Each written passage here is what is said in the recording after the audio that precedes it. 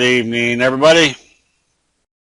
We're going to start tonight with kind of a review or a training on the T-line, how it's so effective with candlestick signals.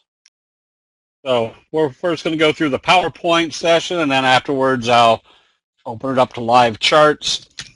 So with that, one of the most effective things that help my trading now, I always tell people before the T-line was introduced to me, which was done by Rick Sadler, who's now running the Hit and Miss Candlestick website.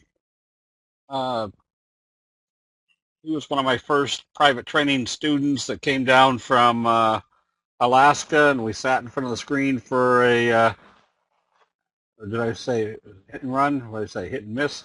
Hit and run. But he went back up, and he really wanted to learn how to trade and using candlesticks. And a few months later, he came back and said, take a look at the T-line, the 8 exponential moving average. And we didn't know what to call it back then, but we wanted to call it the trigger line, and we just kind of shortened it to the T-line. The T-line is basically the 8 exponential moving average. And it's got a very simple concept to it. But if you see a candlestick buy signal and a close above the T-line, you know you're in an uptrend until you see a candlestick sell signal and a close below the T-line. Now so that's a qualifier, because when I used to invest without the T-line, I'd start taking profits when I saw sell signals. But then things would turn right around and head back up, and usually by that time when I've come out of the position, I've gone on to something else. Well, at least now I know to hold on to the position until I see that combination of a candlestick sell signal and a close below the T-line. Now, the T-line, just like all the other moving averages, work just as effectively on the 1-minute chart as they do the monthly chart. So what we're trying to find is whether you're trading off the 1 minute, the 10-minute, the hourly, whatever your time frame that you like to trade, it works just as effectively. This is a Dow 10-minute chart. This could be a Dow weekly chart. But here's what we have, and we're going to kind of go through this. This is what we call a little slow curve, T-line crunch. You can see how the price couldn't come back down below the T-line, and it was crunching it up into this obvious resistance level. That's what we call the T-line crunch. And so what is the T-line? The T-line is basically, unlike the other moving averages, it's got Fibonacci characteristics to it. It essentially boils down to the other moving averages is what everybody else is watching. The T-line is essentially just a Fibonacci type nature where it's showing what kind of a normal, not a normal, but a human reaction support and resistance level. So when you add that to candlestick signals, which are the graphic depiction of investor sentiment, and you use the T-line to show what the that natural support and resistance level of human nature is, that combination gives you a very strong combination. So again, on our charts, the 200-day simple moving average is the red line. The blue line is the 50-day simple moving average, which I guess we could get that to look a little bit better. And then the 20-day simple moving average is this gray line. Somehow I moved this chart. Now, the reason we have those on the charts is because every major money manager around the world uses those to make decisions about their portfolio. Our simple rule is, again, if you see a candlestick buy signal, you can stay long until you see a candlestick sell signal and the close back below the T-line. Conversely, if you're short, you can stay short until you see a candlestick buy signal and a close back up above the T-line. So this isn't rocket science. This is just putting some combinations of logical, not to say logical, but natural trend channels or trend support and resistance with candlestick signals. So when we have a pattern like this, which is what we call the 45 degree, when it pops up, a big strong move, you can pretty much stay long until you see that candlestick sell signal and a breach of that that downtrend. So this is a great advantage of the T-line, is it basically keeps you in even when there is some selling going on. It's not strong enough selling. Richard, the little green line is the 3T line, which is a 3 exponential moving average, and that's a whole nother session, is how to use the 3T line in conjunction with the T line. The T line is the black line, yes. The sound keeps falling out. Oh, that might be, Elliot, from your end. Sometimes you have to log off and log back on. What I say a Fibonacci curve? What is a Fibonacci? Fibonacci is it's a natural number in nature. The Fibonacci numbers for investing is if you see an uptrend and it reverses, they've got Fibonacci numbers, which are a 38% retracement, a 50% retracement, or a 62% retracement. Those are where natural price moves come to. And if you study Fibonacci was a mathematician from, I forget what century, the 15th century or someplace. There's natural things in nature that have those numbers. Like if you look at a leaf, somehow in a leaf where you have the veins and then the material in between the veins, that there's a 38% something or other. But 38 and 62 are the true Fibonacci numbers, just natural numbers in nature. Do you need all the moving averages in order to be able to go long? No. We're not trading the moving averages. We're trading the signals. The moving averages just happen to be targets or support and resistance levels. The first sell candle below the T line, why don't we sell there? You might have. This is another thing about candlesticks is if you see a sell signal and a close below the T line, you close out the position. That doesn't keep you from buying back on the next close above the T line. What do we expect coming out of a big move like this? A 45-degree. So there are, some candles are blue. I don't know why that is. This chart, just figure that a hollow candle is bullish, a dark or a solid candle is bearish. And a bullish candle is where they open it here and close it above where they open. And a dark candle is where they open it here and close it below where they open. Doesn't necessarily mean it was up or down for the day. Just tells you where they open and close. Thank you, Cash. Yes. I think the Fibonacci numbers are numbers that can't be divided by anything but themselves.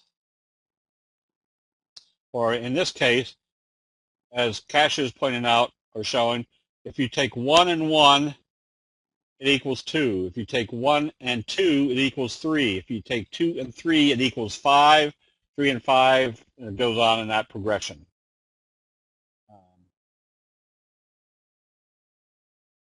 Sunflower, rose, the seeds, and flower. Okay. So anyways, so the Fibonacci numbers are natural numbers in investing as well as nature. So this is what makes candlestick analysis very easy. If we know what the signals are, and we know where they should be in the stochastics, again, my stochastics are 12, 3, 3, that here's a case where we see a spinning top doji, and then they gap it down below not only the 50, but the T-line. We know we can stay short until we see that candlestick buy signal and a close back up above the T-line. This makes the analysis relatively simple.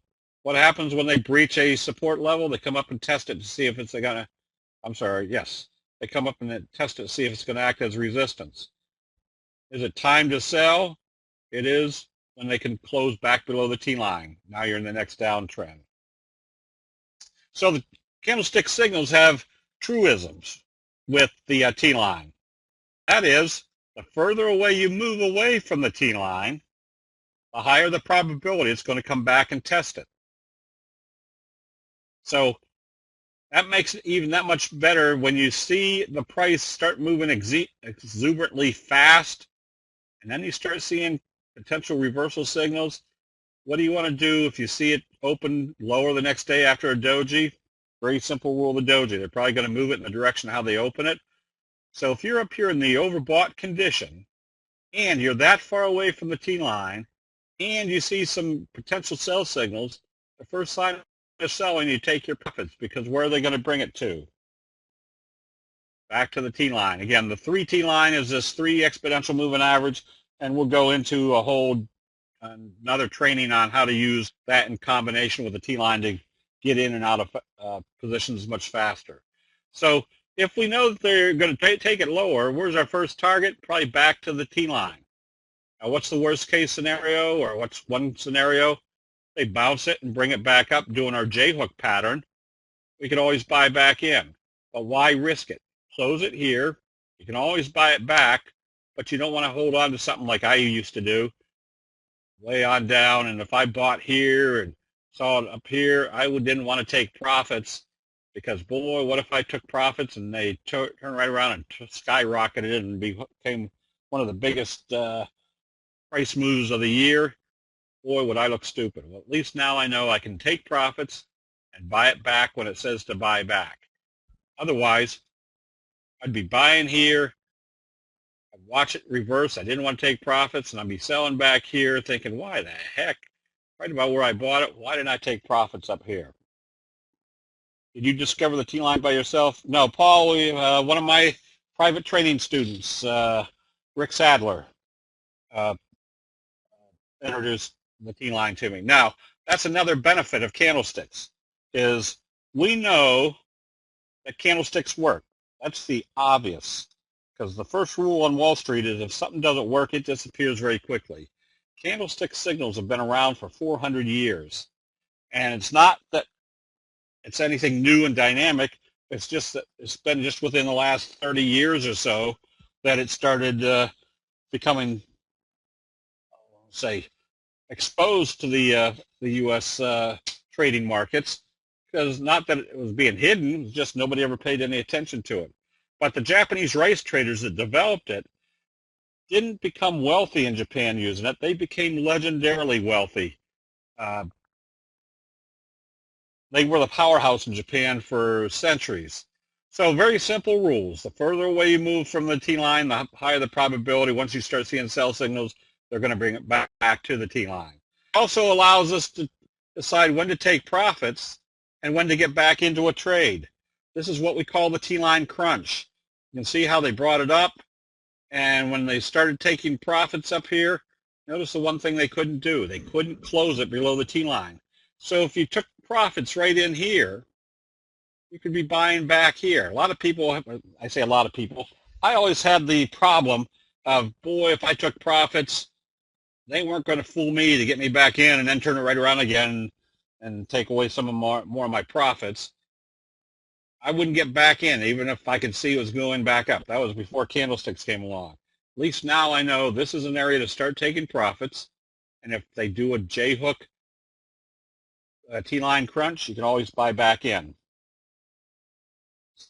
Sound is double. Harv, you might have the echo, which means you have to log off or log back on, or check to make sure you're not logged in twice. Do you look for stochastic divergences much and trade off them? No. I'm only using stochastics to tell me if I'm in buying a candlestick buy signal in the oversold area. Obviously, buying a candlestick buy signal in the overbought area doesn't mean very much. You want to be buying candlestick buy signals in the oversold area. You want to be buying candlestick sell signals in the overbought condition. Or you want to short in the overbought condition. So the T-line, along with the other moving averages, makes it very easy. If we see buy signals, here's a left-right combo. There's your doji sandwich.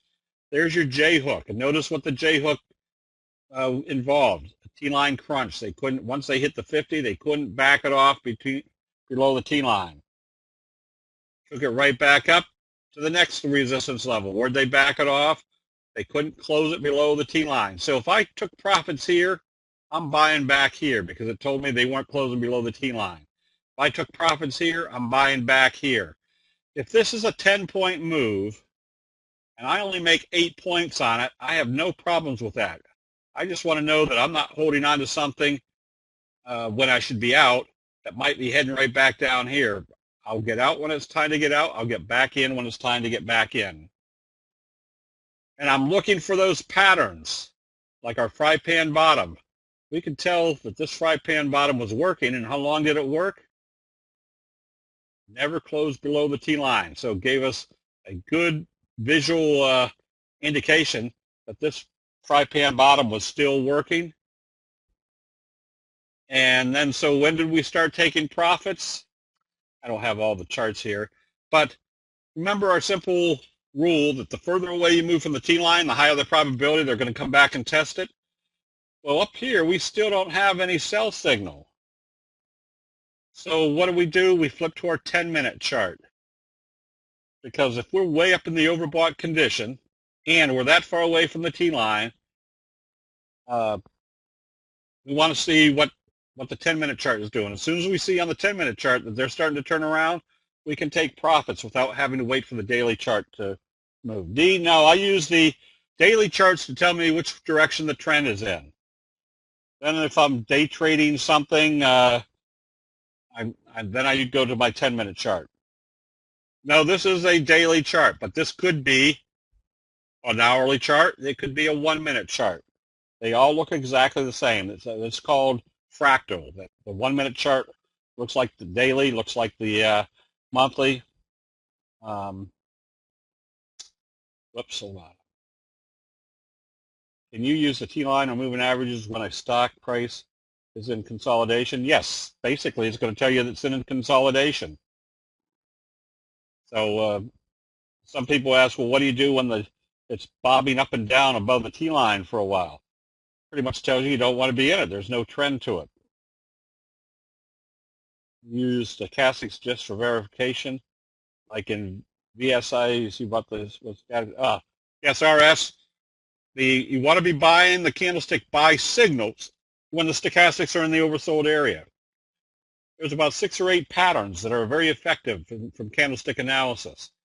And where do most people buy? They usually buy exuberantly at the top. So usually when a pattern is breaking out, the stochastics are already in the overbought area. So there's a completely different analysis using the candlestick signal versus a candlestick pattern. Okay, so they work on all time frames. They help you with your trend analysis refinement. We see a buy signal, we kind of assume that we can stay long. Now, are there times we'll come out of positions? Yeah, when the market looks like it's selling off, but when it comes back up above the T-line, we know the shorts should be covered and the buys setting back in. So there's going to be times where we get potential sell signals, but until they close back below the T-line, we know that the uptrend is in progress.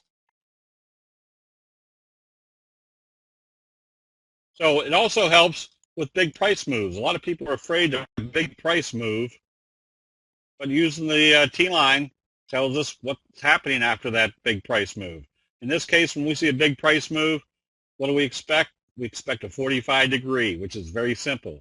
It's kind of a 45-degree angle, and you stay long until you see a sell signal and a close below the T-line.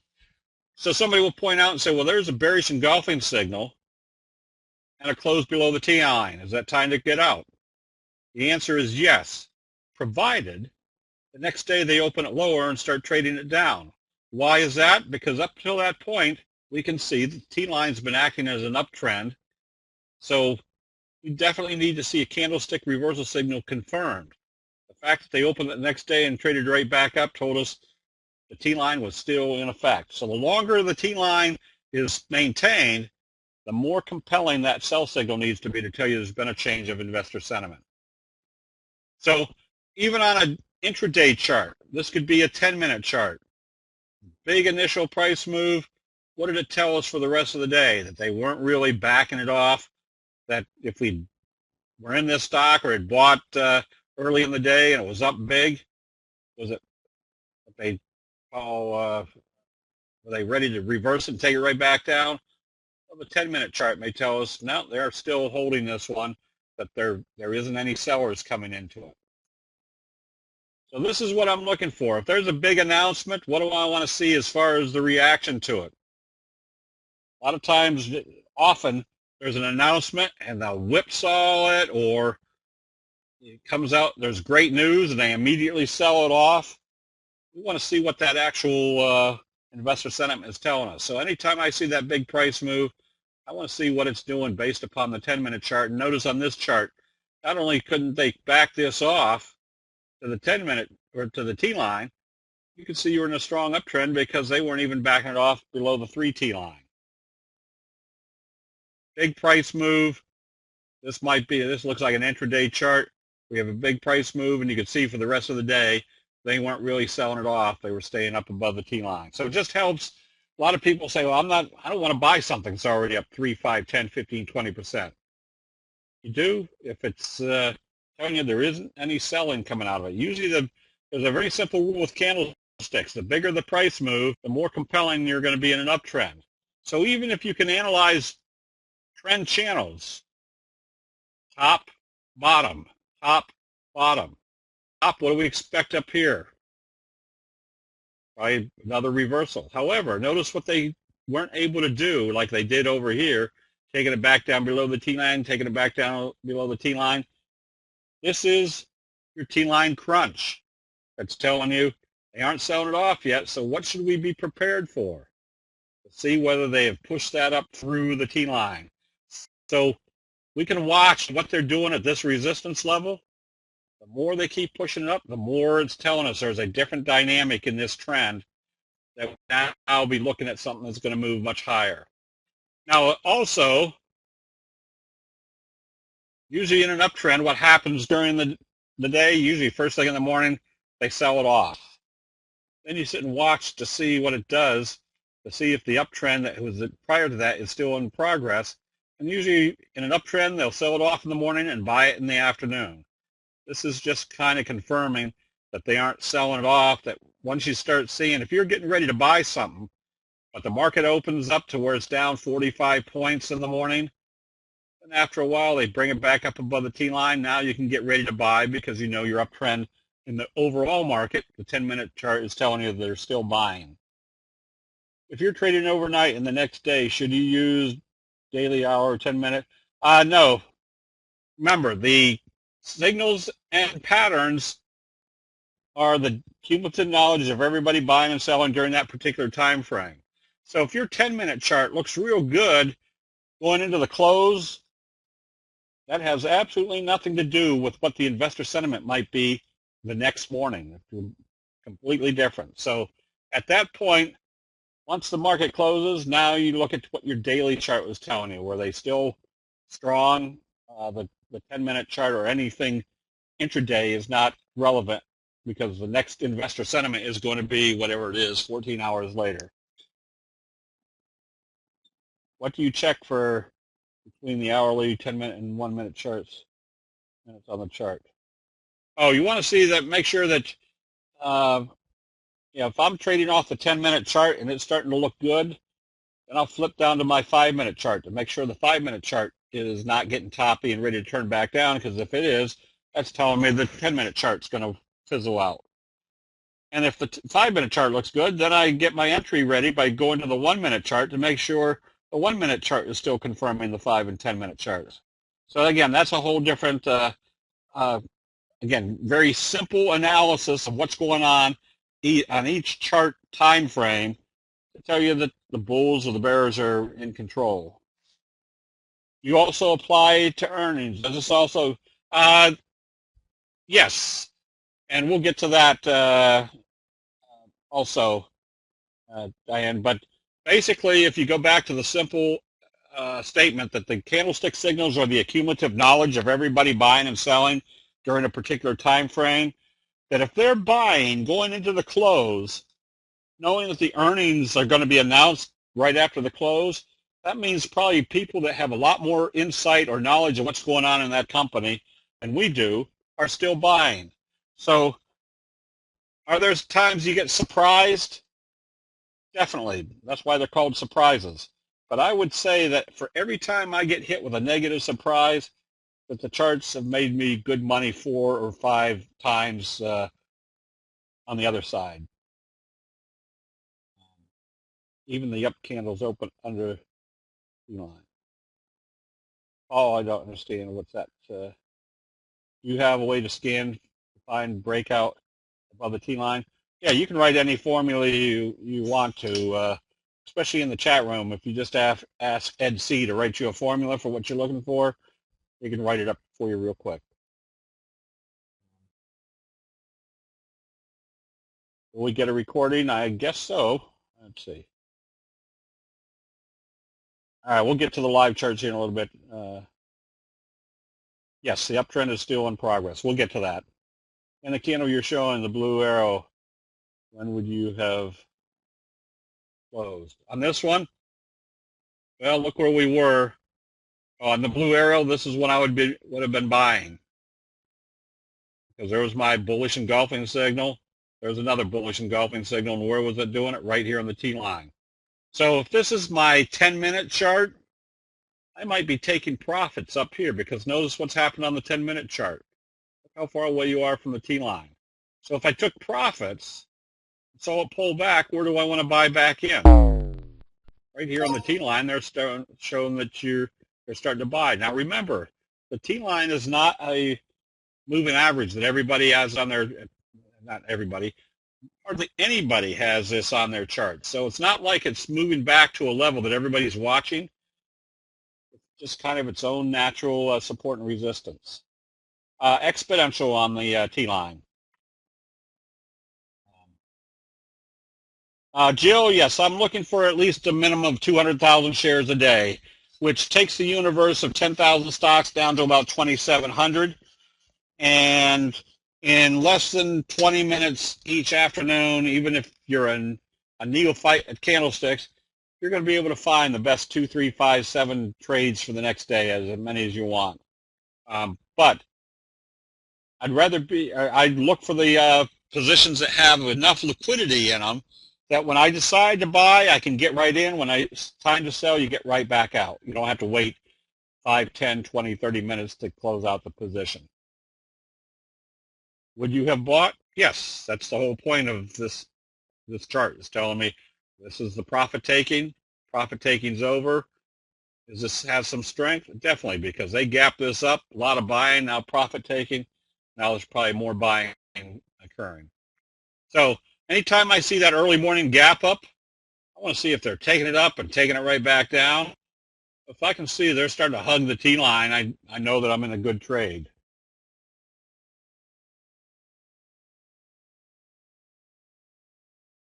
Gap up. When do you want to be buying a stock that might have a big price move to it? I don't know what happened to them. That wasn't it. I missed it.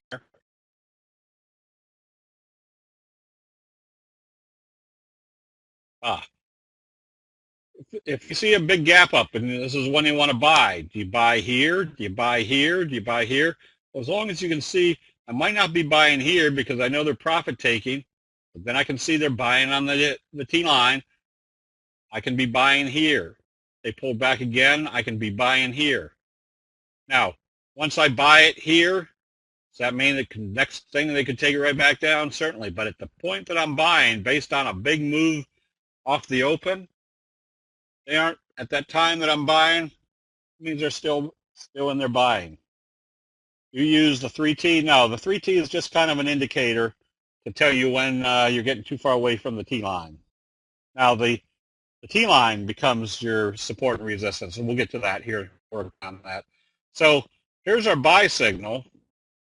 What's our first target if we're buying down here? We're going to see what happens to the T line. We might take our profits, seeing that they didn't get up through the T line, and then be buying back here. Then notice what happens for the rest of the time frame. They couldn't close below the T line until they crunched it right up to the resistance level, then bam, So this was a 10-minute chart, I think, on soybeans a while back. But this is what the type of thing I'm looking for, is that pressure building up on a T-line crunch, because there's your big moves.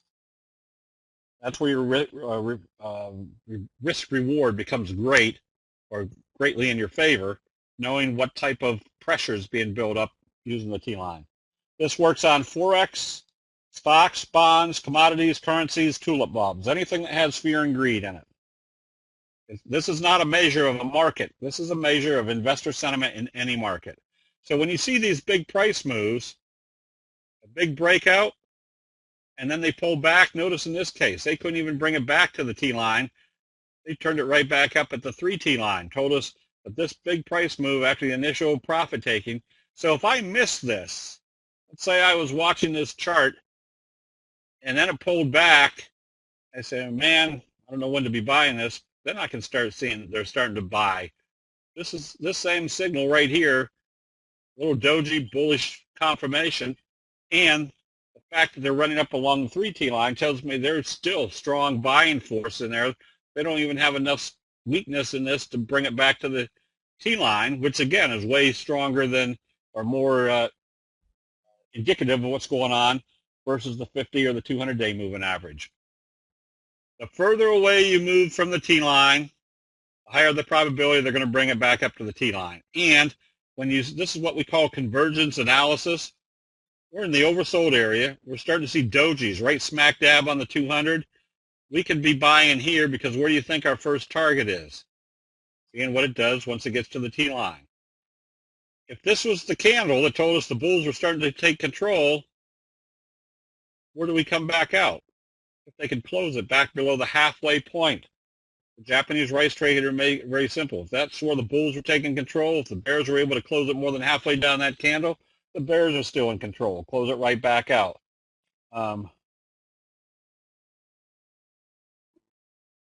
Remember the tulip bulb craze in, I guess, was it Holland back in the 1500s?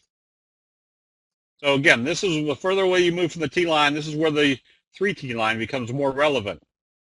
That you can stay long right now until if it's staying above the 3T line and see what it does once it gets back to the T line. It just gives you a lot more refined decision making as far as when to get into a position. So these are the patterns we're looking for. There's your big fry pan bottom. This is what we call the classic fry pan bottom J-hook pattern. And what told us that the profit taking of this first move was over? Big bullish engulfing signal that brought us right back up above the T-line. When they started trading it positive, even if we miss this move, we know what the magnitude of this move will be, the same as this move right here. So we can still be buying this knowing that we've got a high probability move to the upside.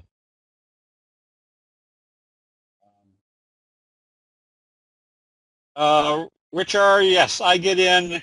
If I see something that tells me I want to be buying and it's opening positive and starting trading positive, confirming my pattern, yeah, it may only take me a minute, 2, 3 to get in. Now, on the other hand, if the market opens up down 100 and not 170 points, and this one opened up a little bit and started backing off, no, I don't need to get in right away. But then if the market turns around and the stock turns around and comes back up through where it opens, that tells me the bulls are still there, confirming the pattern that I'm expecting, then I can be buying. So I usually do most of my buying probably within the first 45 minutes of the open. Sometimes it's 2 minutes, sometimes it's 45 minutes, all depending on what the market action is during the day.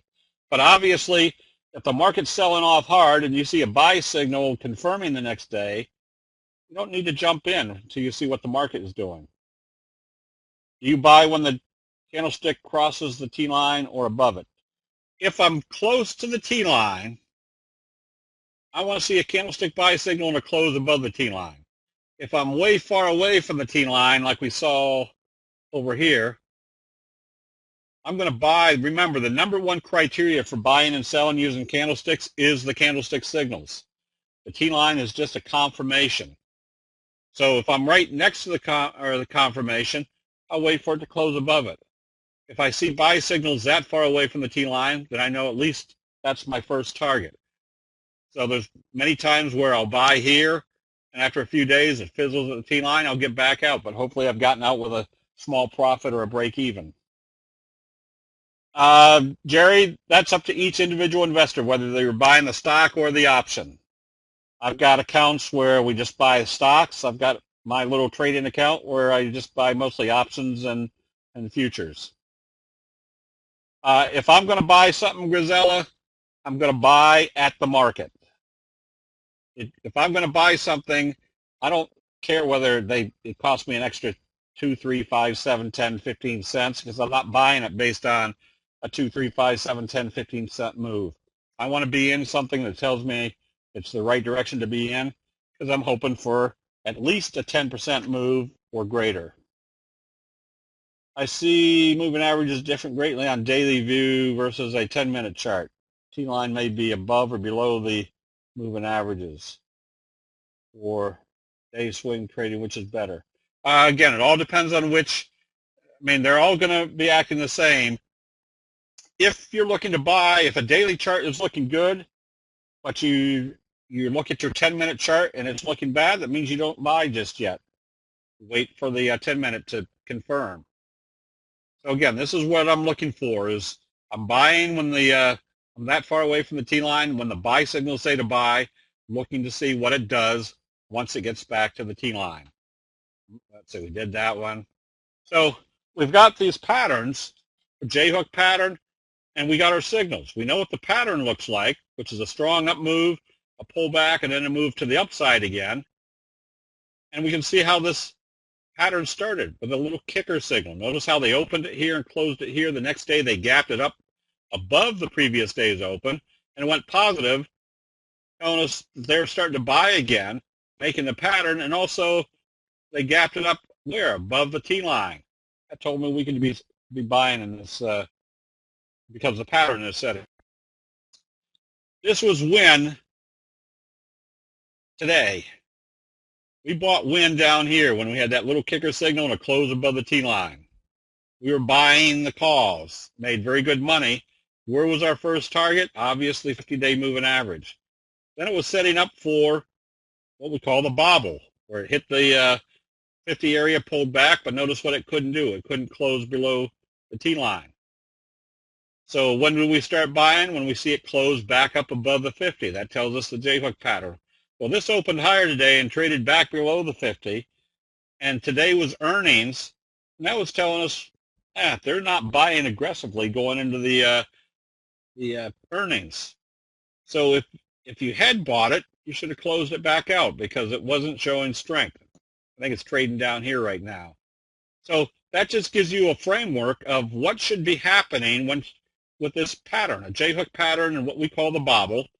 Bobbles, it hits a resistance, pulls back, can't close below the T-line, so it bobbles around and then heads back up through the T-line. The difference between a bobble and a T-line crunch is a T-line crunch doesn't necessarily have to come up and hit the resistance level and pull them back.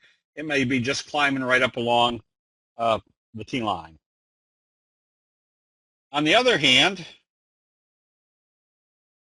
we've been trading BABA in our option account or in the options room.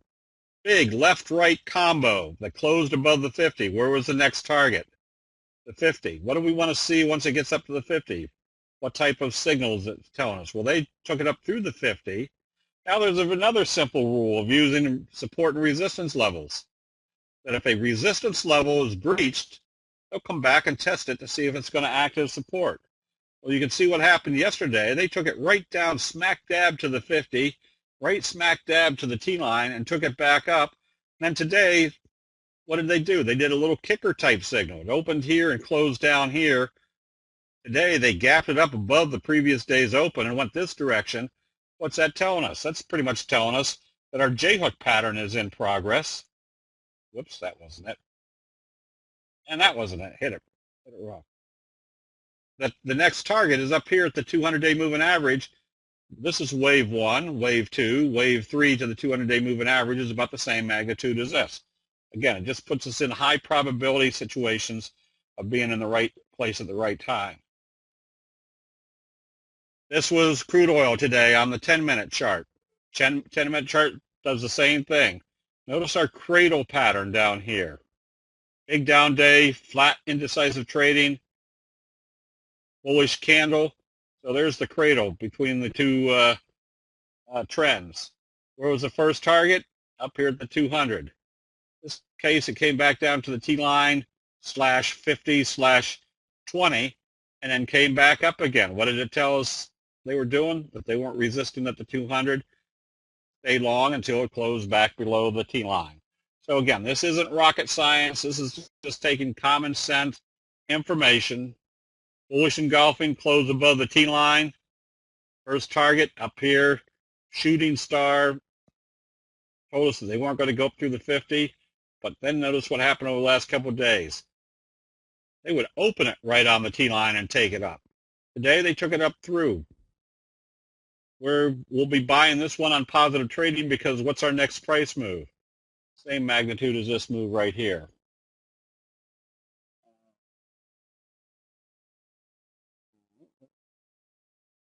Yes, this is what I'd call a bobble, but a T-line crunch might not have ever come up to the 50. It may have just waffled right on up, right until they pushed it up through.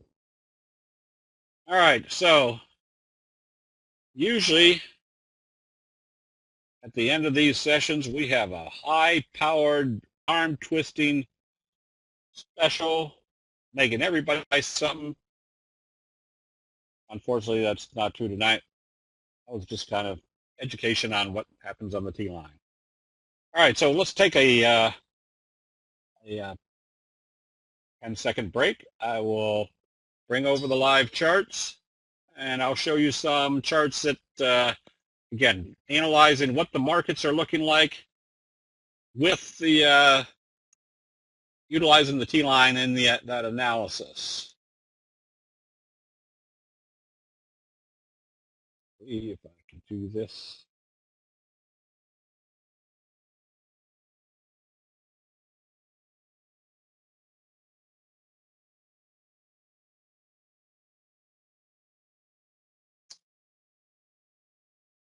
Okay, let's see. Here we go.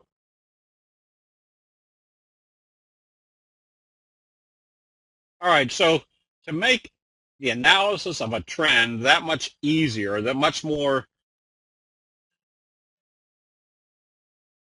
I guess easier is the right word.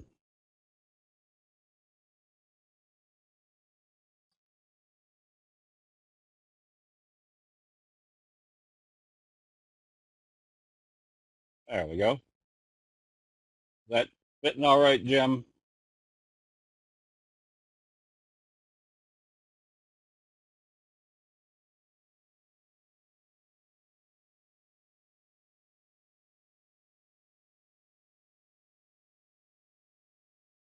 Oh, Robert, I will be in the Caesar's Palace Hotel. That's about all I can tell you.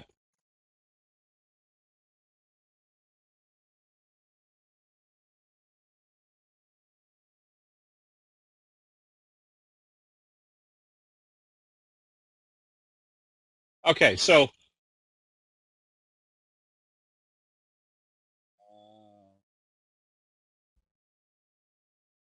this is the market analysis. Notice our Morningstar signal. Now we've kind of coined a new phrase. We did a target training session. This past Saturday. We can see where our Morningstar signal is, one of the 12 major signals. Then we can see our doji sandwich, which is a very simple confirmation. A big day, a doji, and they move it positive after the doji, so the doji sandwiched in between. So we've cleverly, I cleverly named this the McMuffin because that's the Morningstar and doji sandwich, or the morning sandwich McMuffin. We know this is a strong reversal signal, and we know the doji sandwich has implications. There's high probability there's going to be more upside. Where's the first target? Toward the 50-day moving average. In this case, the Dow happened to get there in one day. Then notice what we had right on the 50-day moving average. Another doji. And so if we use our very simple analysis of a doji, of the simple doji rule, which is they're going to move it in the direction of how they open it after a doji. Pretty much tells us when they opened it positive, what was that telling us? They were going to trade it positive, which told us the 50-day moving average was not going to act as resistance. And notice we were still above the T line, or 3T line, let alone the T line. Yesterday, we knew it was going to pull back because it opened below or lower after a doji in the overbought condition. Where was our first likely target? Back to the T line. So what did we need to see today to tell us which way the market was going? Saturday session, yes, target practice, that's right. We knew that for the uptrend to continue, or now, had to open positive and start trading positive, staying above the T line, which it did. Had it opened lower, what was that telling us? More than likely, they were coming back to the 50. So just knowing how they opened today and how they were trading it told us they weren't going to close below the T line. More than likely, this is the part of that little J-hook pattern that makes the 200-day moving average our next likely target. So we can see that even more plain in the NASDAQ. There's our big left-right combo. Then they gapped it up. Anytime you see a reversal signal followed by a gap up, that tells you not only have they reversed, but now they've reversed with great enthusiasm. In this case, the NASDAQ did what we call the bobble. Hit the 50, pulled back, couldn't close below the T line, opened up positive. There's our first likely target is right here, telling us there's still more upside. What else? So with that, obviously, there's lots of bullish charts. We've been buying Nugget recently. Just notice the trend kicker. We call this a trend kicker because there's where it opened lower, closed here, or opened and closed lower. Then they gapped it up above the previous day's open and went positive. And it's now in a trend versus at the very bottom. That's a pretty good indication. There's going to be more upside. How long do we hold on to Nugget? Until we see a sell signal and a close back below the T line. That basic rule right there will make you tons of money, or at least let you sleep at night without having to worry about being whipsawed in and out.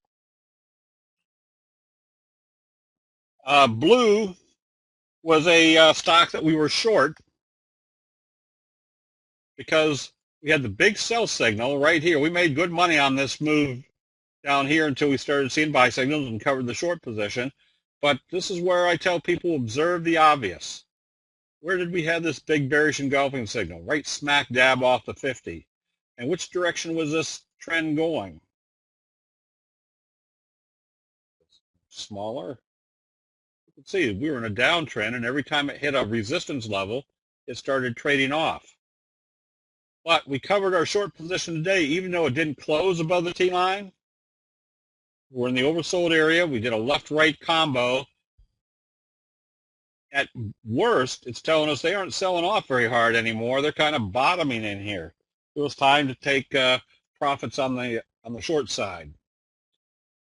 Ha was one that we recommended, Lion Air. Notice how it did the fry pan bottom off the 50 and stayed above the T line. Very simple. We stay long on this one until we see a sell signal and a close back below the T line. Sumu, there's the T line crunch. Notice how they really didn't back off. It was just kind of hugging in here. Notice what they've been doing. The T line just crunched this up through, told us there's still more upside. Everybody can see there's a resistance level up here, and you can see how they crunched it up through that level. What exactly defines positive trading? Do you wait for a certain time? What does it mean by if the stock opens positive? Do you jump right in? No. Let's say the market opens down 100 points and the stock's opening positive. No, I'm going to wait to see what that stock's going to do to react to that market open. Now, on the other hand, if the Dow looks like the pre-market futures are saying it's going to head up 100 points, and the stock that we're looking at is also opening positive, yeah, I may only wait a minute or two, if that, to start buying, because that's exactly what we were expecting after that buy signal, and the market was still heading up.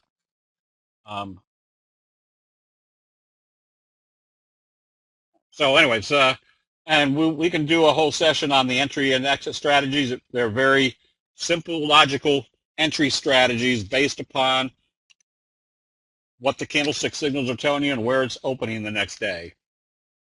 Same scenario with ANIP. ANIP failed at the 20 this time. After it failed at the 50, you can see the downtrend was still in progress, except notice what happened now. We've got that Morningstar signal, and where did it occur? Right about the same place we had that flutter kicker. So when you can see they're buying at the same levels, that was time to, especially coming back up through yesterday's high, that told us the bulls are still there, want to close out that short position. What determines whether you buy a stock or option? Depending on the individual, whether they want to be buying stocks or options. If I've got a $4 stock that looks good, I'm probably just buying the stock. That way I don't have to worry about the time frame. If I've got BABA, that is a $72 stock, I'm probably more apt to be going after the options. Use full stochastics slow. Again, the stochastics are just to tell you where you are in the trend when you see the buy signals. Now, does that mean when you're in the overbought area, you should be selling? No, it just tells you you're in an overbought area. You're just a little bit more conscious of the fact that you're in the overbought area. Start looking for sell signals.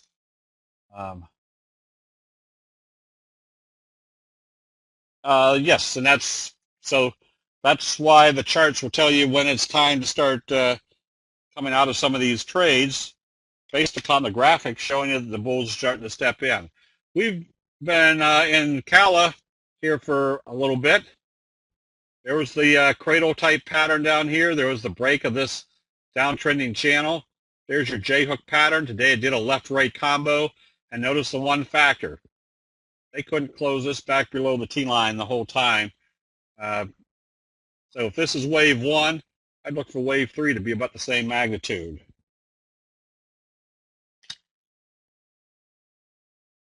AFMD, these are kind of the simple factors of if you were short this one and it started coming back up through the previous day's high of a doji, it's time to close out the position. Or if you're ready to buy this, notice your Morningstar signal. Another simple rule of candlesticks, the bigger the signal, the more compelling there's been a change of investor sentiment.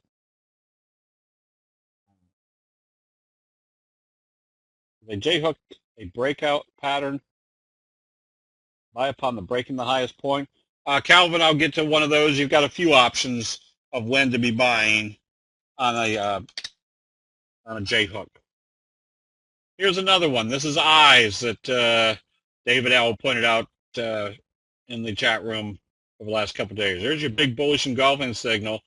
Notice what happened after this big sell-off. This is not a signal. A lot of people say, well, that's a piercing signal, except for the fact that it didn't open below the previous day's trading.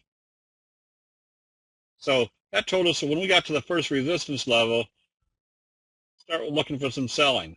Now what do we have? We've got a bullish engulfing signal that came up through the T-line. What's this tell us about this whole pattern? It looks like a big scoop pattern. Well, at least it's going to come up to the 200-day moving average.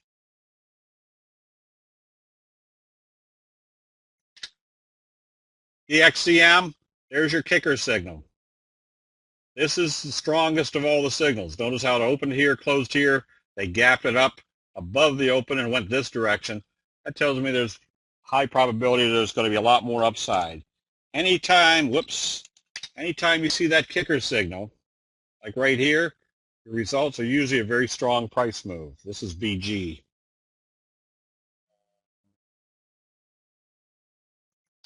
RPTP, same scenario.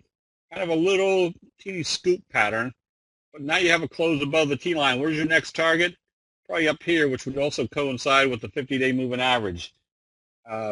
So you can see what your target is and where you're starting from. That's about a 3-point move on a $6 stock or a 50% return. that makes it worthwhile. Now, if this was up 4%, yeah, it may not be worthwhile, even though it's a good signal.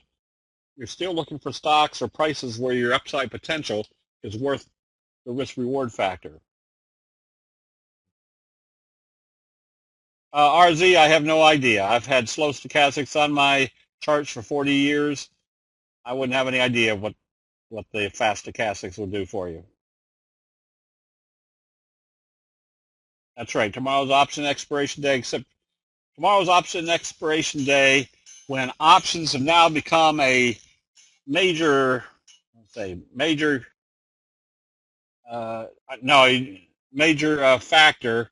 So it's not like they're moving prices around because there's just some options out there. Usually option expiration day doesn't really move the markets around anymore. There's just too much money out there.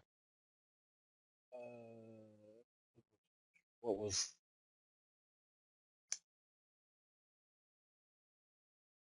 D, our signals and patterns are at TOS, TradeStation, NinjaTrader, Metastock,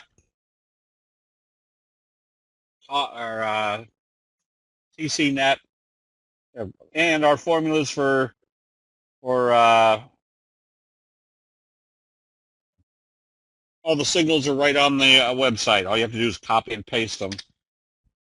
Whoops. DBG, observe the obvious. Supported right here on the 50, back up above the T-line, J-hook pattern. Next target should be the 200-day moving average.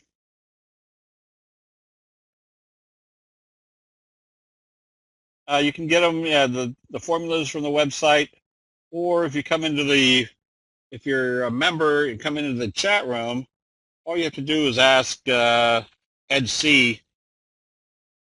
He'll just copy and paste you whatever formula you need for whatever charting service you're using. VTL has been one that everybody's been following in our room because you can see the fry pan bottom.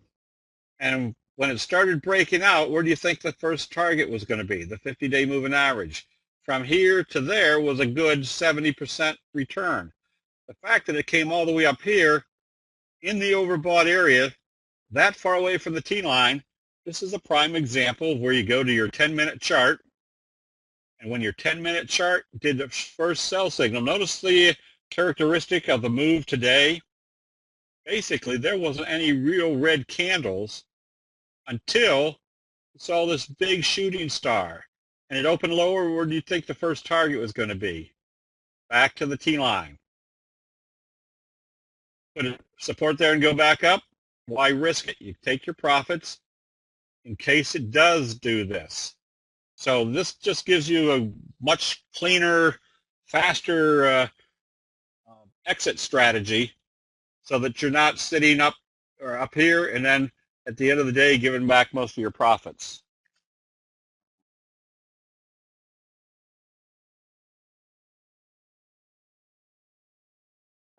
D, if you're having problems, just email Abraham at Candle. There it is. He can get you straightened out.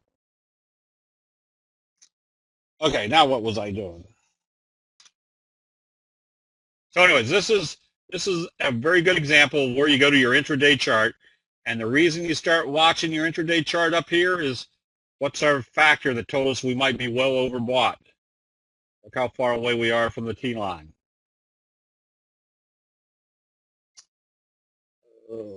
LJTC. Order filled. Big bullish engulfing signal. What's it telling us about our downtrend? Probably going to see upside. Where's your first target? Probably the first major moving average. So that's that's about a 20% move. So again, and what would be our entry strategy? Obviously, we don't want to see it open here. That tells me the bulls aren't there. If it opens here, that tells me the probabilities are pretty strong. The bulls are still there because that's essentially what that signal told us was happening. There had been a reversal. Oh, welcome, Chicken Hawk. Hadn't seen you in quite a while.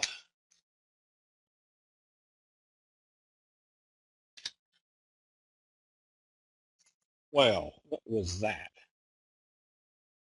GTX.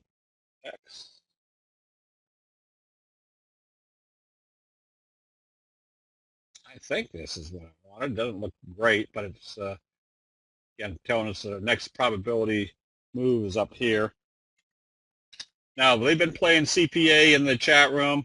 There's the fry pan bottom. Notice where it pulled back to. Right smack dab to the T-line and the 50. Then you did your bullish harami, told you the selling had stopped. This one you could be buying on positive trading because where's your next target? First target is filling this gap. Second target would be coming up here to the 200-day moving average. So here's a case. Now that's not a big enough J-hook pattern.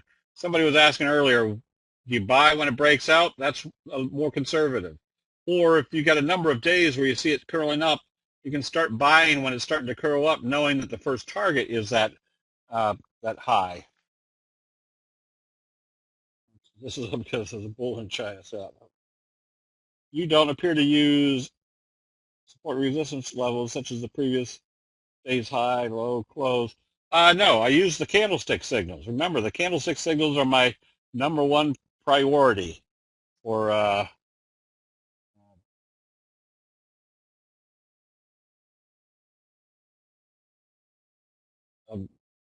when to be buying and selling, not the previous day's high, lows, or anything. Gene, yes, you can use this with. Remember, the candlestick signals were developed by the most basic chart of all, rice, most basic commodity in the world. I was trading cattle today. And what else was I trading today? I traded crude oil today because on a daily basis, as we saw earlier,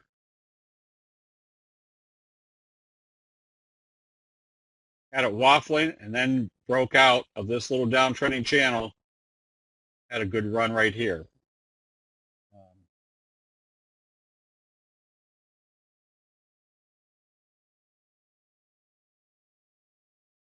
Okay, where are we? More. That's the 10-minute chart.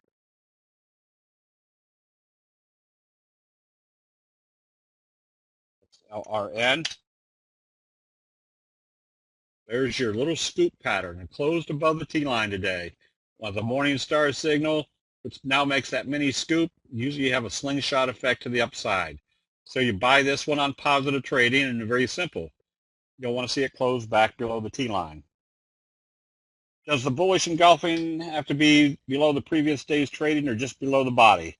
Just the body. That's the difference between a bullish engulfing signal and a piercing signal. A piercing signal has to open below any of the previous day's trading and close more than halfway up that candle. An engulfing signal just has to engulf the body of the previous day. The body of this day has to engulf that day, not necessarily the shadows.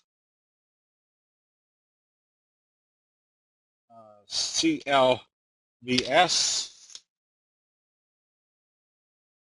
that's telling us that after an inverted hammer, bullish confirmation, you got that fry pan bottom, big J-hook pattern. Look for more upside on this one. Let's see. Kara did that little morning star signal right smack dab off the 200 where it bottomed out before, closed above the T-line. The probabilities are this was the base in action. Now the bulls have stepped in. No, futures trading is a whole different use of margin. That if you're buying a contract of soybeans, you just need to have $1,200 in the account for each contract you buy. Doesn't matter whether you buy the contract here or here. It's still just $1,200. It's not like buying stock where you're buying the price and you need the amount of money for that price. We are going to be doing a basic or commodity trading or futures trading session here probably within the next week or so. Another J-hook pattern on TXNXP, pretty much telling us, let's make this smaller, but this downtrending channel was breached with a J-hook pattern, and we know what the results of a J-hook pattern are. Wave 1 and wave 3 are going to be the same, which means they're breaking this downtrending channel. You have a high probability there's going to be more upside. And BIX. Notice how when they waffled here at the 50, they couldn't close it below the T line. That tells us that the uptrend is still in progress. TRVN. Another little morning star type signal telling us that this J-hook pattern has a high probability of being in progress. Oh, that was something I was using for an example. Something I must have gone right past it.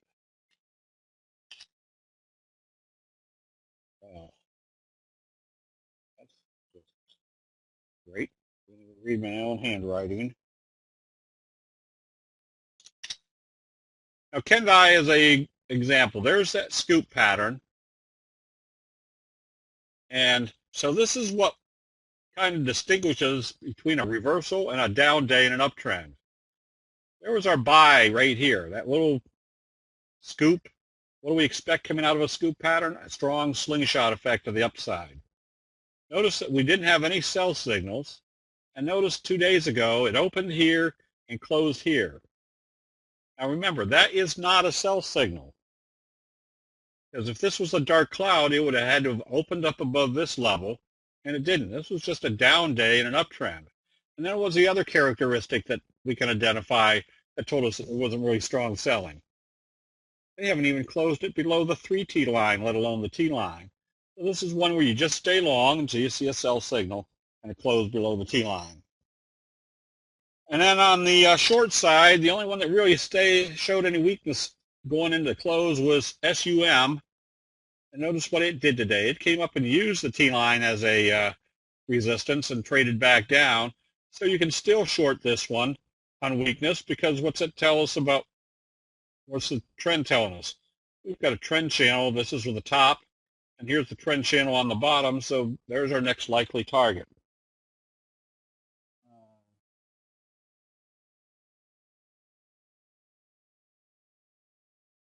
Okay, so I guess that's about it.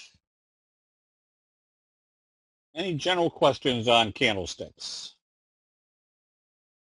You can use this method for Forex trading. The only difference in Forex trading is because it's a continuous market, you may have to use your whatever time frame that you're trading. You might have to use a 10-minute chart or an hourly chart. Obviously, you can't use a daily chart because it trades all the time. But it's still the same rationale. It's still going to show you investor sentiment for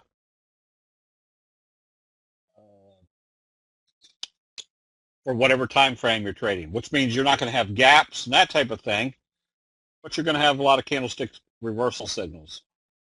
Can you do future session around how you pick options? Yes, we can do that. As a matter of fact, I'm still working on that. We got probably a 5 1-hour videos on how to use the different option strategies for the different patterns. Some you don't want to be, you want to be using in the money calls or puts. Others you want to be using out of the money. Some you want to be doing spreads, whether it's a debit spread or a credit spread. So we're going to be going through all that.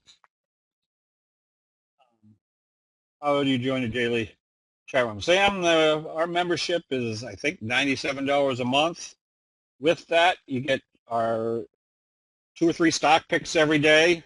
And those stock picks aren't just so people have picks. It's so that you can see the video or look at the charts and analyze why those picks were being made. And Monday nights, we do the same type of session, only for the members. The chat room is open all day long. And we try at least once a week, do a session on the appropriate entry and exit strategies using candlesticks, simple stop loss techniques using candlesticks, how to scan using the different scanning softwares, which option strategies to use. So we've got all those videos at discount for members on the website that they can get anytime, or it's part of the membership that you probably get an extra $200, $300, $400 worth of video information on free sessions on a Tuesday or Wednesday night. Um, Victor, that's up to you. Depends on how fast you're trading. I used to trade the E-minis on a 1 minute, 3 minute, 10-minute chart combination. If you don't want to trade that fast, you might use a 5 minute, 15-minute hourly combination. So it all depends on how fast you trade, and that's very simple. Just analyze which charts work with the time frame that you'd like to be trading.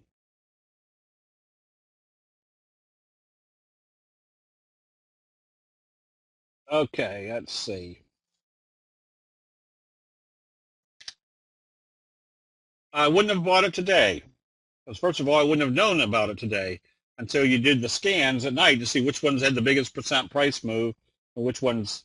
So I'm not necessarily trying to buy at the absolute bottom or sell at the absolute top. I'm trying to find the high probability trade that's already given me a signal that I want to buy on the correct entry strategy, telling me there's more upside, and get ready to sell when I start seeing sell signals.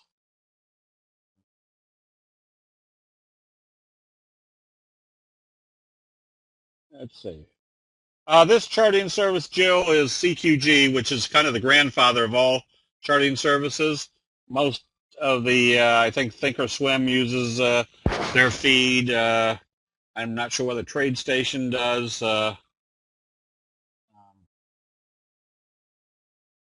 But I don't recommend this one because it's about $1,100 a month.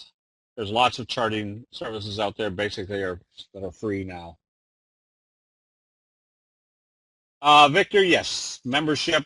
We do basic trainings for different patterns, and that's the type of thing you'll see in sessions like tonight when we do just all stocks and commodities and analysis versus a subject like we did on the T-line tonight. And then again, we do, and then each day when I come in, I usually come into the chat room for about an hour in the morning and about 30 minutes in the afternoon, and then maybe a couple times during the day to point out specific patterns.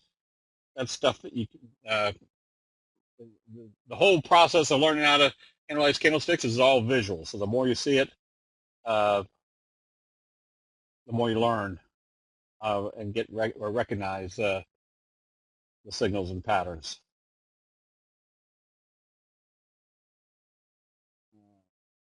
All right. Okay, now what we do is I tell Jim to do the double line. If you have a stock or two that you would like to see, you just type it in. So Jim, go ahead and do the double line. And we'll do some for a little bit. We've already got people here over time. And now Jim, do the second double line.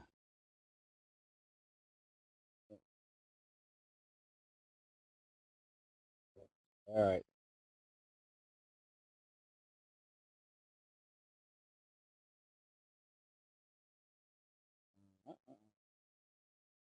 I see that you use TC2000 but have now changed. Can I ask? Well, no, I haven't changed. I just use a different chart. I see use TC2000 for my scanning. I use CQG for my illustrations. They've got a lot cleaner lines to them.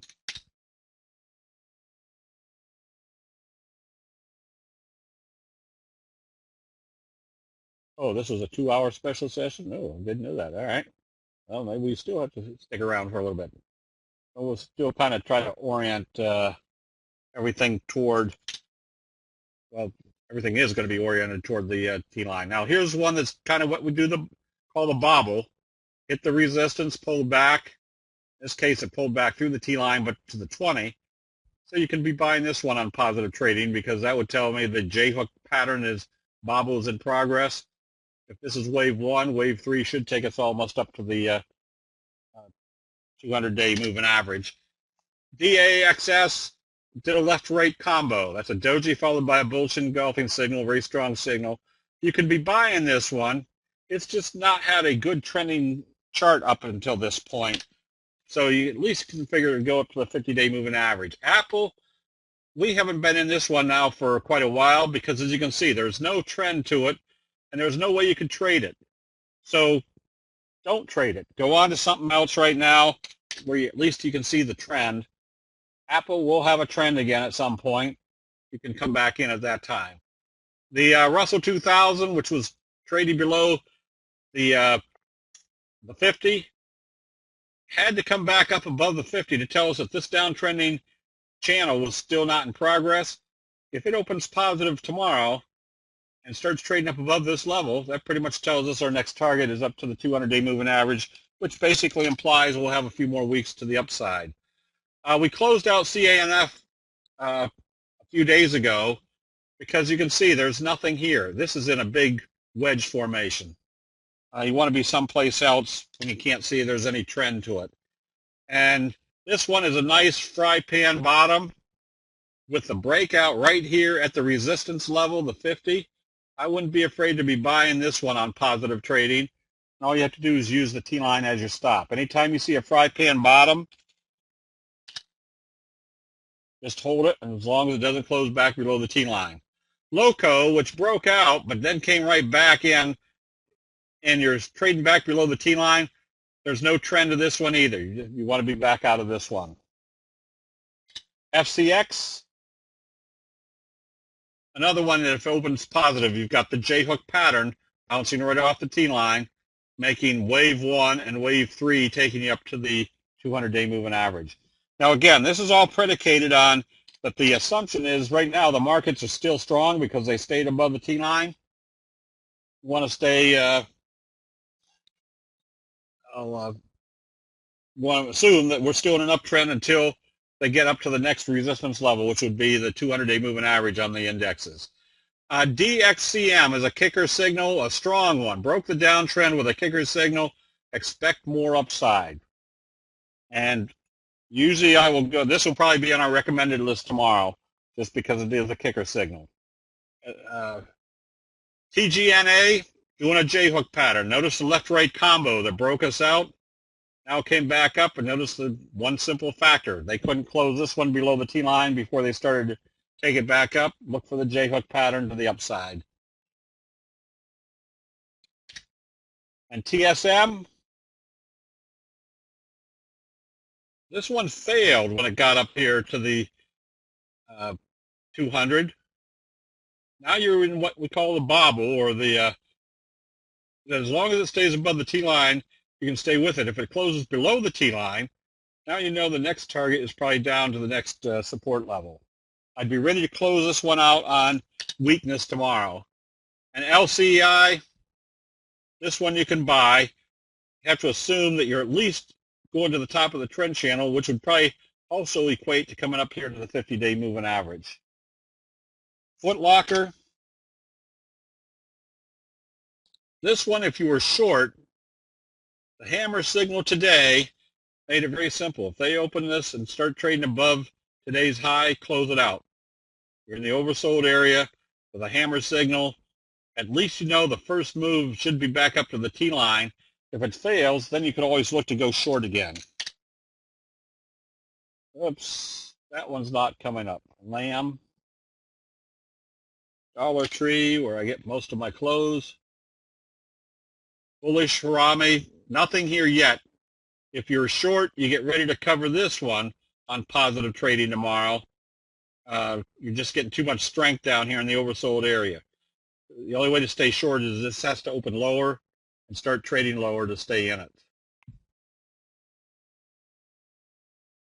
SWKS.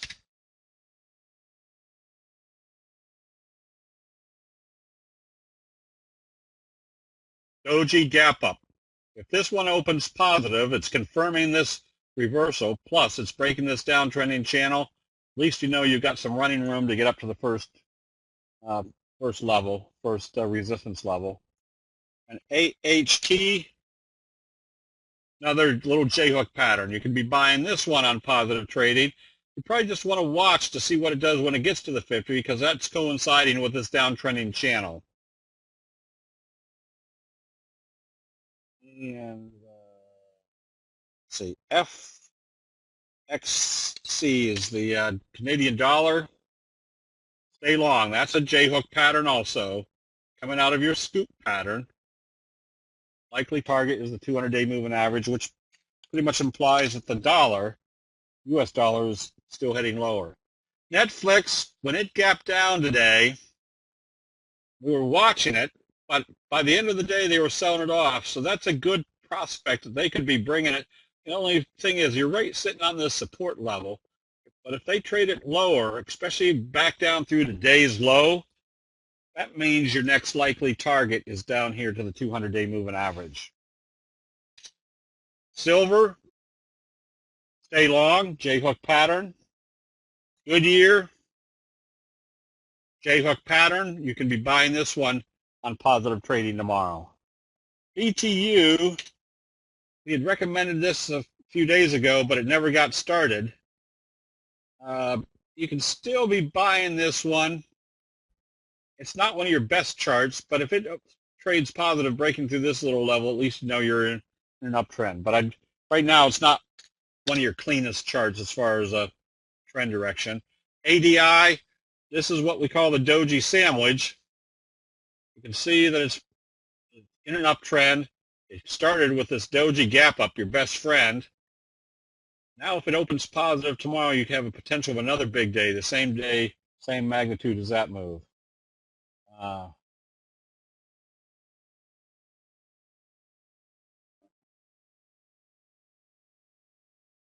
right, okay, I'll look at it.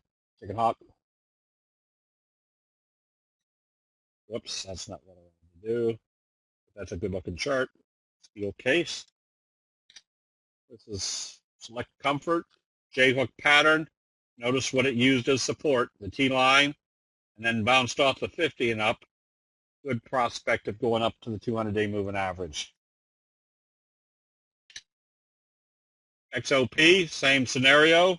You can be buying these. Again, all of these can be bought. You just have to be careful that after a big day like we saw in the market, that tomorrow we just see some consolidation or some profit taking.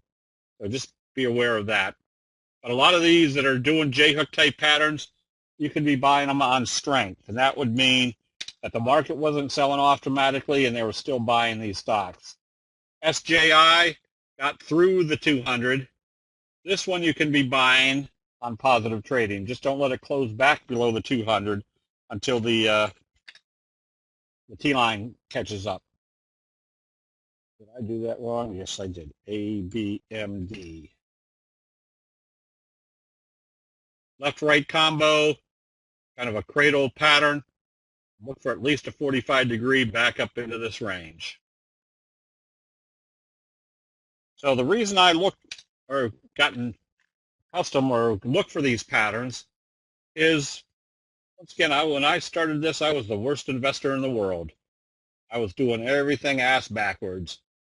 Now I know at least when to be buying, and I can be buying on days where everything is so negative in the market.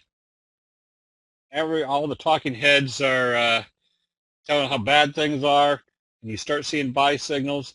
That pretty much tells you that's where the smart money is buying. And I figure I've gotten pretty smart over 40 years. Intel, left-right combo, J-hook pattern. You can still be buying this one on positive trading. Now, I don't trade Intel all that much because it's an institutional trader, and it doesn't move around with any great magnitude. But if you like it, you can be buying that one.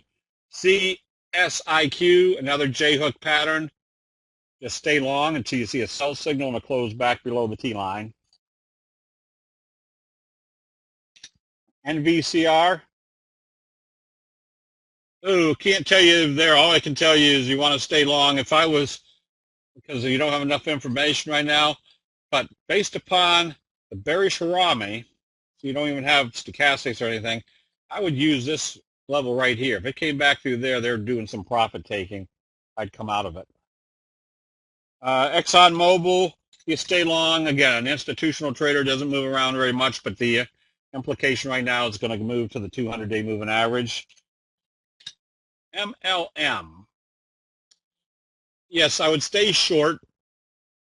I would be very observant if it got down here to the 200, which would be about the same place it bottomed out before, and see what it does there. But you can see how it failed up here at the 50. This is what we call a blue ice failure. Notice when it came down through the support level, it's like falling through the ice. Came back up trying to find the hole they fell through. They couldn't find it. That means they're drowning and going to the bottom of the pond, which is the next support level. An OIH, another J-hook pattern. I wouldn't be afraid to be buying this one. So somebody asked, well, do you buy when it comes up here or here? If you're aggressive, you can be buying here because you know if it gets up here and fails, you come back out. Or more conservative, but less profitability, obviously, is that if it goes up through this level, then you can be buying. That tells you the wave 3 is in progress. Goldman, don't trade this because it's an institutional trader, but you saw the big left-right combo. If it gets up through the 50, it's basically telling us that the market is still going to have more upside. And another J-hook pattern on EOG, Enron Oil and Gas. This one you can be buying on positive trading tomorrow. ACI Coal, nothing here. It had the potential, but there's nothing there right now. I would be out of this one waiting for the next buy signal. The other Intel, did I just do this? Did I just type that wrong? I just retyped it. You can stay long on this one. Again, it's not a very prolific mover because it's such a big institutional trader. But if you like it, you stay long on this one. ACAD, notice the whole series of dojis. Anytime you see that series of dojis, cradle type pattern, get ready to be buying on positive trading. That tells you that after that massive indecision, now they've told you what their decision is. AHT, J-hook pattern, stay long. 20-year bonds. Telling you that you're still in a slow uptrend. Watch to see what it does once it gets up here to the 200 because you got this downtrending channel. So it's telling us that the bond prices are moving slowly to the upside, which essentially tells us the interest rates aren't going to be doing very much as far as going up, which probably doesn't bother the market at all.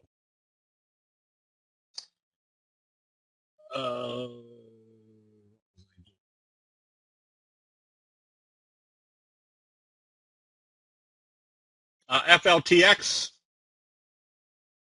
This one has to open positive tomorrow. If it opens lower, you want to stay out of it or get out of it. It needs to, bullish Harami today tells you they should open positive and trade positive.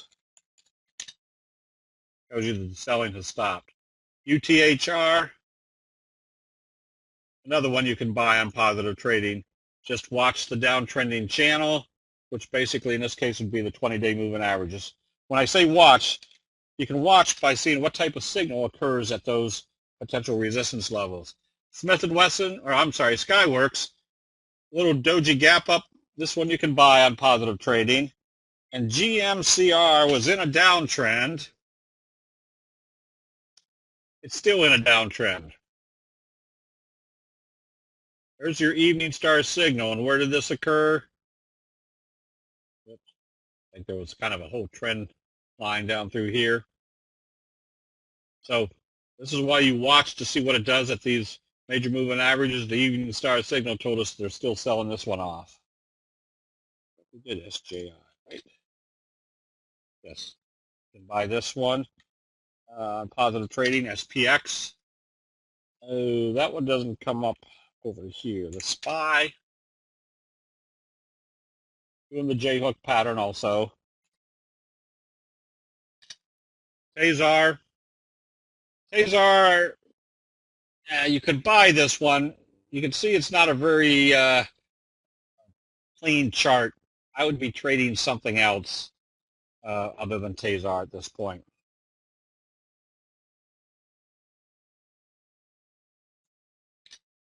Did we do ABM? Yeah, it's got the little cradle pattern. VIPs, I haven't seen VIPs for a while. Nothing prolific here. This is not a reversal. That's just an up day. Tells you there's probably upside, but not to the magnitude that a candlestick reversal signal would tell us has occurred. And ITC, we closed this one out yesterday. You can buy back, but at this point I'd be buying it once it broke this channel.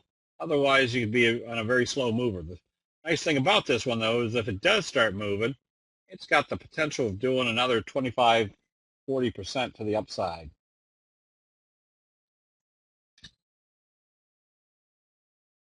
IDRA, another one that really didn't have a major reversal signal in it. It's probably going to have some upside to it. Just not one of your best looking charts. I wouldn't consider, because there's really no reversal signals, just up move, which has less strength than if you see a candlestick reversal signal. Obviously, the Japanese race traders are showing stuff that have shown good high probability, high strength situations through the years. Just because something moves up doesn't necessarily mean it's a strong move up. HMSY, another J-hook type pattern, especially if it starts trading positive, breaking out through this level, tells us wave 1, wave 2, wave 3 is in progress. And LXRX, another little slow curve, another one that's kind of junky. I would, at this point, you can be buying it. You just have to make sure it's got to get through this level and the moving averages. I would rather look at it once it broke out through the moving averages. SanDisk. This is what you call a 45 degree. Notice how they gapped it up. Now look for a 45 degree, which would probably be the same trajectory as the previous chart. You stay long on SanDisk. STX, storage, or Seagate. This one you can be shorting. You know at least your first target is down here, so I'd be ready to short this on weakness. Apple we did. There's nothing there. The Russell's back up above the 50. BSTM. You can be buying this one. Just make sure your volume is good on this one. Gold keeps moving up. It opened lower and started trading back up today. At this point, I would use today's open as a stop. If it comes back down through there, now you've got the bobble, which means they failed at the 200. They're coming back to the T-line, and you just watch to see what it does once it gets there. The Qs, same as the NASDAQ, except it's now above the 200 off the little J-hook. Expect more upside. Weight Watchers, nothing prolific now. It had the potential over here, but now we're moving sideways. But if you like it, as long as it doesn't close below the T-line, you're all right. Okay, I think we got most of them at this point. The green line is the 3T, which we'll have to do a whole nother night on that one. CNK, get ready to go short on this one. There's your shooting star, your bearish left-right combo, your gap down. Now where's your next target? You can pretty much see what your trend channel is. I would think it's coming back down into this area. Price line.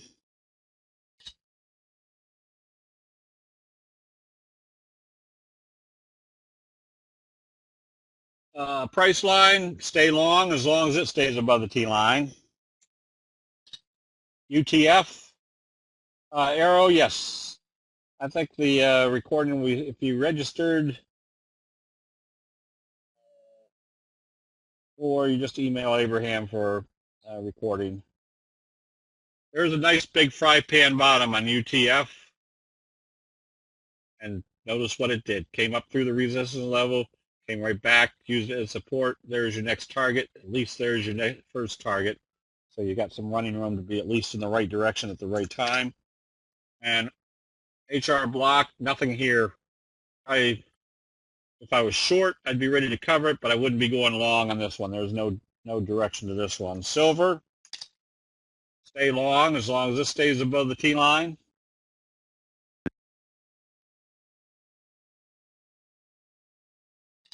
BZQ, that's a toughie.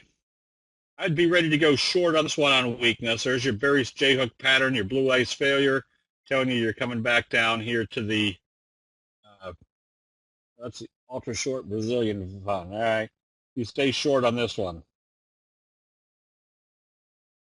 BETR makes skinny popcorn. All right. All right, you can be buying this one. Probably not a very old issue because there's your 50-day moving average just starting. Watch to see what it does once it gets there. We did VTL. VTL was the profit taking up here. Now you watch your 10-minute chart. If they open this positive tomorrow, up in here, that tells you the profit taking's over. The fry pan bottom is still in effect.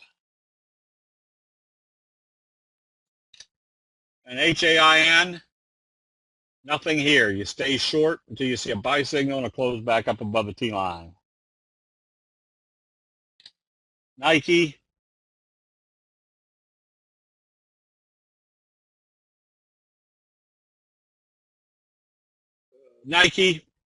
stay long as notice how it kind of gapped up from the doji. Just stay long as it stays above the T line. We did win. Win got whacked. I think Win was trading down here someplace. So at this point, you might be going short on Win if it doesn't show any strength on the open tomorrow. Do you put in a stop order when you make, scrolled past me, scrolled, oh, when you make your purchase, do you ever buy a put to protect the downside instead of placing the stop order? Now, Jill, because my trades aren't going to be long enough. If I'm buying a stock and it's so volatile, I'll put a stop in right away at a level that it shouldn't move back to. If you're buying a put, that's usually a strategy for doing a long-term situation. ESV, not very exciting unless they can break it out. As we can see, there's been just kind of a sideways channel. I'd rather see a strong move that breaks out through this level before buying it. FMC also needs to see some more strength, breaking the downward trend channel. EWZ, you buy this if it comes back up through the 50. If you are going short, if it comes back down through today's low, you want to be shorting it. I would pretty much tell you that they failed in the 50 area. This one, Men's Warehouse, your stochastics are still heading down. They came back up, but this becomes very simple. If they open this one lower tomorrow, it tells you the profit taking to the downside was over today, that you're still heading down, and you're probably heading down to the bottom of the trend channel, down in this area. So it has to see a positive open and get back up above the T line to not be short in that one. Deer, same scenario. If it opens lower, your downtrend is still in progress. Rose Drilling, Rosetta, I can't even say that. Nothing here yet. That's kind of I wouldn't be long on this one. I wouldn't be in this one at all, especially trading below the T line. This one, not anything great. Again, it's not a kicker signal. It's just an up move. If you're buying it, make sure it gets through this level. And then just be careful that since it's not a reversal signal, um, your upside potential is not as great as if it was a reversal signal. TGTX, another one that's not any great chart, but if you're buying it, look for the first target to be up at the 200-day moving average. Let's put it this way. I think there's probably better charts to be in right now. Ralph, for some reason I can't get the Forex over here, probably because I don't have the Forex service on this charting service. EMC, just stay long as it stays above the T line. Macy's, nothing here yet. If you're short, you stay short. You just don't want to see it trade up above the T line. ONVO, you can stay long on this one. Now, there's lots that you want to cover. For example, we were short GONG, but it did an inverted hammer, traded positive. It traded down most of the day, but when it came back up through the T-line, we closed it out because basically it was showing too much strength to be short anymore. And now it's probably gone to the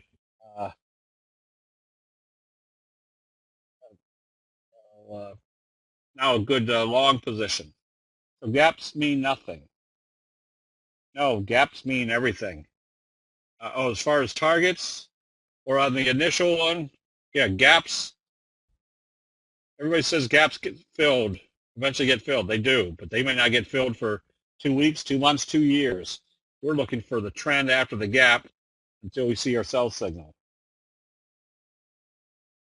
So gaps and candlestick signals are basically your best friend. And that's why we call the doji gap up your best friend, because not only is it going to produce an upward move, but usually it's going to produce a very substantial upward move.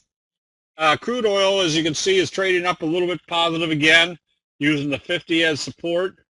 Notice how it came up through the 50 on this slow curve. There is your evening star signal.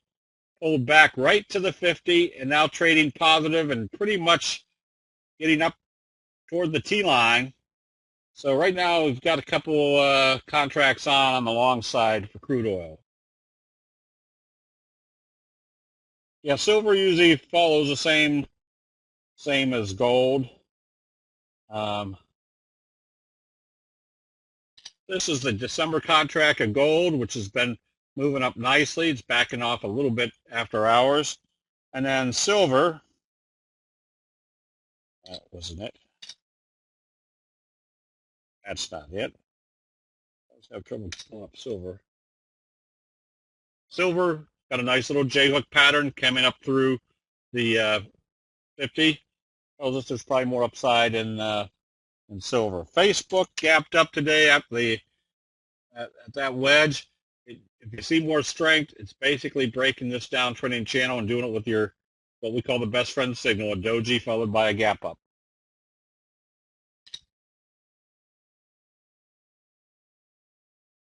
LTC, this is one you watch closely because they basically come right up to the first resistance level. If this one opened lower tomorrow, I'd take profits, expecting it to come back and do a bobble back to the T-line and then see what it does from there. Starbucks, if you like Starbucks, all you can do is stay long.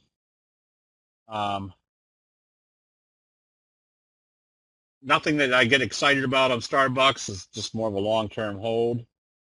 What time frame do you enter and exit? Usually within the first 45 minutes of the trading day, sometimes in the first 2 minutes, depending if the markets are all moving in the right direction and the stock is moving in the right direction. CNX, is that a bullish engulfing? Yeah, but remember, it's up here in the overbought area. You want to see the bullish engulfing more down here. This was another case where even though they came up, it wasn't a full-scale reversal. So first signs of selling. Now this is a bullish engulfing signal at the this level. So that tells me there's probably more upside, at least up here to the 50, which would coincide with this downtrending channel.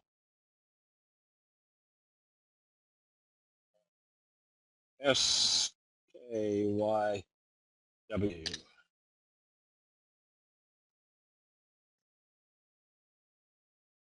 Just stay long on this one, as long as it stays above the T line. Okay, let's call it a night. We kept everybody up past their bedtime. Um, RZ information on the chat room. We don't for the options chat room. Again, it's a service that we don't push. We use it because a lot of people didn't want to listen to option trading talk in the regular chat room because they were still trying to learn how to just trade based upon the signals. So it's a separate service for people that are much more oriented toward options. They've got a lot of people in there put out a lot more option strategies. Whiting, also doing a J-hook pattern. Can be buying this one on strength. VTL coming out of the fry pan bottom. We showed how taking profits up here was viable using the 10-minute chart. But if it opens positive tomorrow, you still stay long on this one. Would you buy crude oil and sell natural gas? I haven't even looked at whether this is the symbol for natural gas. No. F.G. Yeah, you could be selling natural gas. There's a big bearish engulfing signal right off the 20, which has been the downtrending channel. And crude oil, yes, I'd be, which we are long right now in the managed accounts. And OPK, another one that if it opens positive tomorrow after the Morningstar signal, then you've got your McMuffin. Morningstar signal, doji sandwich, telling you there's going to be a lot more upside.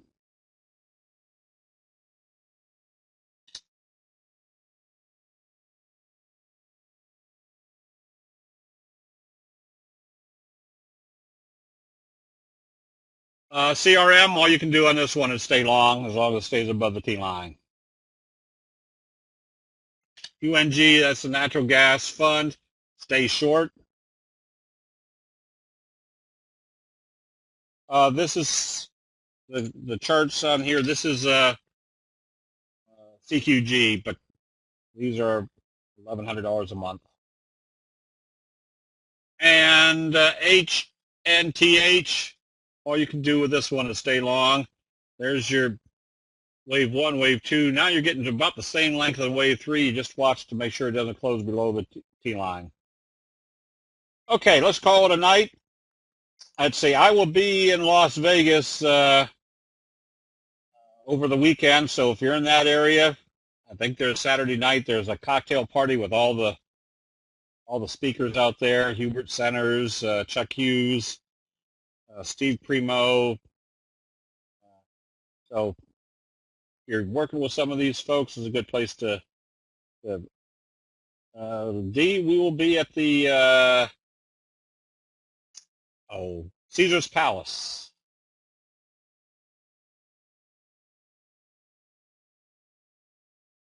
All right, we'll do. I don't know. I think Price would probably be there. I haven't seen Price in a couple of years now. All right, everybody, have a good evening. I will be leaving around noontime tomorrow. I'll be gone after that, but I'll be here for the open. We'll see everybody then.